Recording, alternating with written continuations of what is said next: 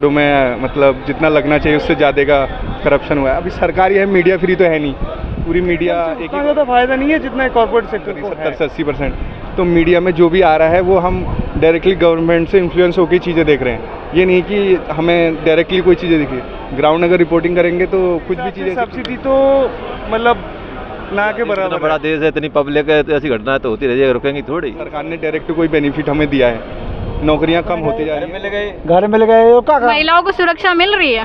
खूब मिल रही, बढ़िया बस। अच्छा, मणिपुर नहीं देखा आपने? बड़ी होना दे। एक आध घटना होती रहती है। अच्छा, एक आध देश घटना। केवल हिंदू और उसकी विचारधारा से नहीं चलेगा। राम को मानते हैं, किसी को मानते हैं, मन से मानिए। बाहरी तौर पे तो मंदिर बना दीजिए, कुछ भी बना दीजिए। सबसे ज़्यादा रेप तो हमारे देश में हो रहे हैं। आप महिलाओं के सम्मान की सबसे ज़्यादा बात, देवी की पूजा कर रहे हैं सबसे ज़्यादा भारत में, लेकिन उसके बाद भी सबसे ज़्यादा रेप 80 साल का एक बुजुर्ग आदमी 6 साल की लड़की का रेप कर देता है। तो यहाँ से कौन से हमने इतने बड़े मंदिर बना दिए राम के? क्या शिक्षा ली हमने? केवल राम का नाम जपने से हम राम नहीं बन सकते। उसको जो राम की शिक्षा है उसको फॉलो करो बस। नमस्कार, मैं पूनम और आप देखना शुरू कर चुके हैं डिजिटल न्यूज़ नेटवर्क। 2024 के चुनाव को लेकर सभी पार्टियों ने अपनी कमर कस ली है।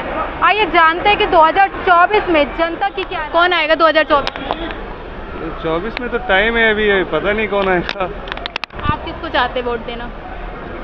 वो मेरा अपना अधिकार है, मैं उसको तो बताऊंगा नहीं ऐसे। मेरा काम है वोट देना, मैं दे के आ जाऊंगा। वो मेरा निजी मामला है। मोदी जी कैसे लगते हैं आपको? मोदी जी अच्छे लगते हैं। क्या क्या काम अच्छे लग रहे हैं? ये तो एक एक करके अभी गिना नहीं सकते आपको कौन कौन सा काम अच्छा लगता है। तो हर एक सरकार का दोनों चीज़। 5 काम जो आपको ऐसा लगा है कि मोदी जी के सरकार में हमें वो फायदे हुए? और देखिए, हर एक सरकार में ऐसा होता है, कुछ फ़ायदा होता है, कुछ नुकसान भी होता है। वैसे इनका भी सेम है, कुछ फ़ायदे है, कुछ नुकसान है। ऐसे मेरे ख्याल से मैं इस क्वेश्चन का आंसर देने के लिए। अच्छा, आप युवा है तो युवाओं में रोजगार मिला या नहीं मिला? मैं खुद एक एंटरप्रेन्योर हूँ। मेरा खुद का कंपनी है, उसमें हम 15-20 लोग एक साथ काम करते हैं और उसी के लिए जा रहे हैं, अभी काम के लिए जा रहे हैं। तो गवर्नमेंट क्या कर रहे हैं, ये तो जो करना है गवर्नमेंट कर रहे हैं, बट हम अपने हिसाब से भी कोशिश कर रहे हैं सबको रोजगार देने का, खुद रोजगार, खुद पैसा कमाने का। चलो, आप 2024 में वोट देंगे तो किन मुद्दों को लेकर आप वोट देना चाहेंगे? कोई ऐसे मुद्दे जो आप देखेंगे किसी सरकार के अंदर? हम ज़्यादातर वही टैक्स को लेके और प्राइस राइज को लेके कुछ जो है वो सारी चीज़ है इसमें। और कुछ अच्छी चीज़ भी है, जैसे अगर मैं जीएसटी की बात करूँ, हर एक चीज़ पे जीएसटी लगी है। तो कुछ जगह पे प्राइस बढ़ी है और कुछ जगह पे जैसे कुछ घटा भी है, ऐसे नहीं है। जैसे कोई बिजनेसमैन अगर कुछ परचेज़ करता है तो उसको जीएसटी रिटर्न मिल जाता है, उसमें उनको फ़ायदा हो जाता है। बट आम पब्लिक को जीएसटी से मेरे ख्याल से उतना ज़्यादा फ़ायदा नहीं है जितना कॉर्पोरेट सेक्टर को है। कहीं ना कहीं जीएसटी में जो नॉर्मल इंसान है, गरीब इंसान है, वो तो पिस ही रहा है ना। वो ऐसे बोल सकते हैं पीस रहे हैं, बट गवर्नमेंट का सब्सिडीज भी है इसमें। वो पैसा कहीं और जगह लगा रहे हैं, खर्च कर रहे हैं। सब्सिडी जैसे रेशन का बात करें, उसमें सब्सिडी गवर्नमेंट कहीं ना कहीं से दे रहे हैं। और कुछ अभी प्राइस के हिसाब से सब्सिडी तो मतलब ना के बराबर है, जी बहुत ही कम है। बट हाँ, अभी ऐसे चल रहा है। अभी इस पर तो ज़्यादा बहुत बड़ा टिप्पणी मैं नहीं कर सकता, मतलब मेरा इतना सूझबूझ नहीं है कि मैं इतना बड़ा टिप्पणी कर दूँ। वो पॉलिटिकल लीडर है, वो अपने हिसाब से काम करेंगे। हम भी आम जनता है, हमें भी अपने हिसाब से काम करना चाहिए बस। सर, 2024 में कौन आएगा? ये तो कौन डिसाइड करेगा? जिसको मैंडेट मिलेगा वही आएगा। आप किसको लाना चाहते हैं?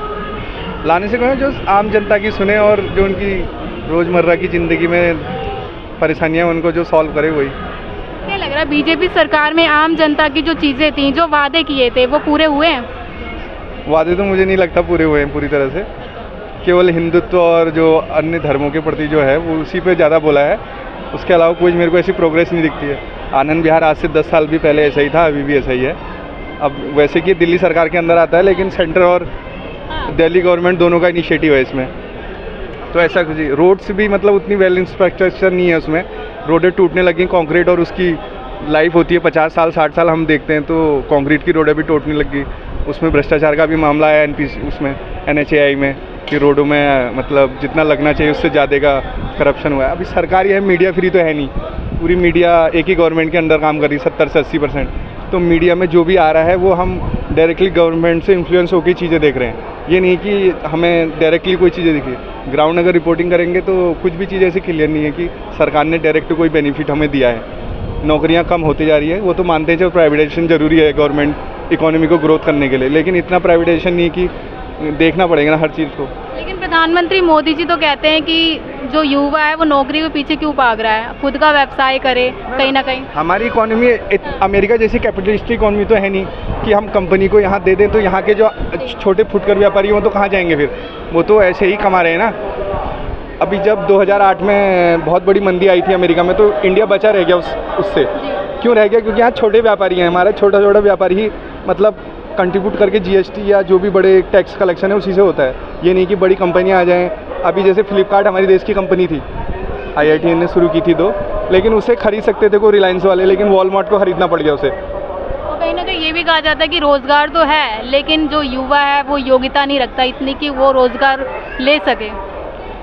आप एक तो जनसंख्या बहुत ज़्यादा है और जो क्वालिटी एजुकेशन है वो भी नहीं है। कॉलेज तो गवर्नमेंट ने बहुत सारे खोल दिए। एक गवर्नमेंट कॉलेज में हर बंदा ये चाहता है कि मेरी जॉब गवर्नमेंट जॉब उसमें लगे, स्कूल में लगे, लेकिन अपने बच्चों को कॉन्वेंट में पढ़ाना चाहता है वो। तो यहाँ हमारी भी गलती है, हम आदमी की भी सोच है कि हम छोटे से उसके लिए टैक्स भी चोरी कर लेते हैं कुछ फ़ायदे के लिए और चीज़ें। तो हमें भी कुछ ऐसे कदम उठाने पड़ेंगे कि सरकार को, हम सोचते हैं कि सरकार अभी हमारी मोदी की है तो हिंदुत्व को ज़्यादा वो सपोर्ट कर रही है, इसलिए हम ऐसा कुछ ना बोलें कि सरकार को हानि हो जाए। तो अभी जहाँ गलत लगता है हमें बोलना पड़ेगा आम जनता को, और सभी धर्मों के लोगों के लिए देश है, ऐसा नहीं कि एक ही कम्युनिटी के लिए है, ये ज़्यादा है बस। तो कहीं ना कहीं एक मांग उठ रही है हिंदू राष्ट्र की लगातार कि हिंदू राष्ट्र होना चाहिए, उस पर आपकी क्या राय है? क्या सही में हिंदू राष्ट्र होना चाहिए? हिंदू राष्ट्र की मुझे ऐसी कोई आवश्यकता नहीं है, क्योंकि जब आप हर बंदा ही चाहता है कि हम अमेरिका में जॉब करें या फ्रांस में जॉब करें, वहाँ तो ऐसी कोई वो नहीं है ना कि कोई मतलब एक ही रिलीजन डोमिनेंट है पूरा तरह से। वहाँ अपने अपने विचार हैं, उनकी सम्मान होना चाहिए। ऐसा कोई भी, अगर यहाँ मुस्लिम कम्युनिटी या क्रिश्चियन रहती है, वो भी देश को उतना ही प्यार करती है, वो भी टैक्स दे रही है, हर चीज़ कर रही है। तो देश केवल हिंदू और उसकी विचारधारा से नहीं चलेगा, ऐसे तो सारे मुस्लिम चले जाएंगे। तो अगर अमेरिका जैसी इकोनॉमी आपको चाहिए तो सारे धर्मों का सम्मान करना चाहिए। अमेरिका में कोई क्रिश्चियन कम्युनिटी रहती है सबसे मेजॉरिटी में, लेकिन वहाँ ऐसा कुछ नहीं है, वहाँ सिख भी रहते हैं, कनाडा में भी। तो ऐसा मैं नहीं चाहता कि हिंदुत्व राष्ट्र बने, सबकी भावना का है। हमारा मतलब पुराना रिलीजन है सबसे, उसकी भावनाओं को मतलब ठेस ना पहुँचे कहीं से भी कहीं तक। आप उसको किसी पर थोप नहीं सकते कि आपको हिंदू टीका लगा के बनना है। आप मन से भगवान राम को मानते हैं, किसी को मानते हैं, मन से मानिए। बाहरी तौर पे तो मंदिर बना दीजिए, कुछ भी बना दीजिए। सबसे ज़्यादा रेप तो हमारे देश में हो रहे हैं। आप महिलाओं के सम्मान की सबसे ज़्यादा बात, देवी की पूजा कर रहे हैं सबसे ज़्यादा है भारत में, लेकिन उसके बाद भी सबसे ज़्यादा रेप 80 साल का एक बुजुर्ग आदमी 6 साल की लड़की का रेप कर देता है। तो यहाँ से कौन से हमने इतने बड़े मंदिर बना दिए राम के? क्या शिक्षा ली हमने? केवल राम का नाम जपने से हम राम नहीं बन सकते। उसको जो राम की शिक्षा है उसको फॉलो करो, बस उससे ही राम बनेंगे। आप हर आदमी ये है, वो भले ही काल्पनिक हो, कैसे भी हो, लेकिन ये टीचिंग है कि आदमी को राम जैसा होना चाहिए बस। लेकिन प्रधानमंत्री मोदी जी ने एक बार फिर से ऐलान कर दिया 2024 में मैं ही आऊँगा और मैं ही लाल किले से तिरंगा लहराऊंगा। ना, वो तो हर पॉलिटिकल पार्टी का अपना एजेंडा है कि वो कह सकता है, स्वतंत्रता का अधिकार है, फ्रीडम ऑफ स्पीच का राइट है सभी को, तो उसमें कोई नहीं है। अभी वो पार्टी मेजॉरिटी में है तो बोल सकती है। अभी जैसे जैसे हम कोई दुकानदार कोई चीज़ों को विज्ञापन करता है, वैसी पार्टी का भी है कि वो विज्ञापन देंगे, लेकिन देखना है कि अभी सरकार और पार्टियों को कितना देती है। हमारे वहाँ जो अपोजिशन पार्टी है उसको इतना मौका नहीं मिला है, क्योंकि एक अपोजिशन पार्टी होना जरूरी है जो सरकार की कमियों को गिनाए और जनता के सामने लाए, तब हमारे पास रहेगा कि चुनाव हम किसे करें। और हमेशा अल्टरनेट गवर्नमेंट आनी चाहिए, ताकि गवर्नमेंट को डर रहे कि अगर हमारे कुछ गलत करने से समाज में कोई गलत प्रभाव पड़ रहा है तो हमें अगली बार से इसका मतलब देखना पड़ेगा कि कहीं कुछ इम्प्लीमेंट गलत ना हो जाए बस। 2024 में कौन आएगा? 2024 में वो आए वो मोदी भी आएंगे। अच्छा, और कोई 5 काम जो आपको अच्छे लग रहे हैं मोदी जी के? सब बढ़िया काम हो रहा है उनके। क्या क्या काम बढ़िया हो रहे हैं? क्या काम बढ़िया हो रहा है? सभी पैसा मिला, खेती का सब काम हो रहा है, हर चीज़ हो रही है, कोई दिक्कत नहीं। इसके अलावा गुंडागर्दी खत्म हो रखा है। इसके अलावा 2 ही तो हुए अभी।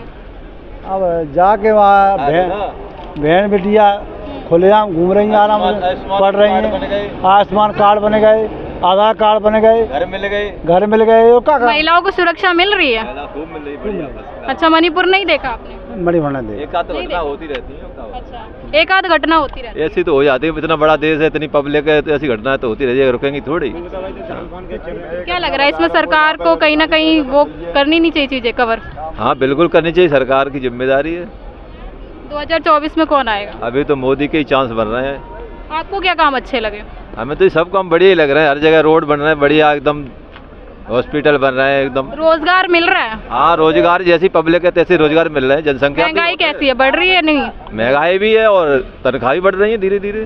तनख्वाह बढ़ रही है? हाँ। लेकिन जनता तो कह रही है जब से मोदी सरकार आई तब से महंगाई बढ़ गई। तो अब इतनी जनसंख्या है, देखो आबादी कितनी है, सबको रोजगार थोड़ी मिल जाएगा, अपना काम स्वयं करना पड़ेगा। लेकिन मोदी जी ने तो वादे किए थे ना कि सबको 2 करोड़ रोजगार देंगे, हर साल देंगे, लेकिन क्या लग रहा है 2 करोड़ रोजगार मिल पा रहे हैं? अब ये तो नहीं है, हमारे पास इतने आंकड़े तो नहीं है, लेकिन हाँ कि आदमी को कुछ तो काम मिल रहा है ना।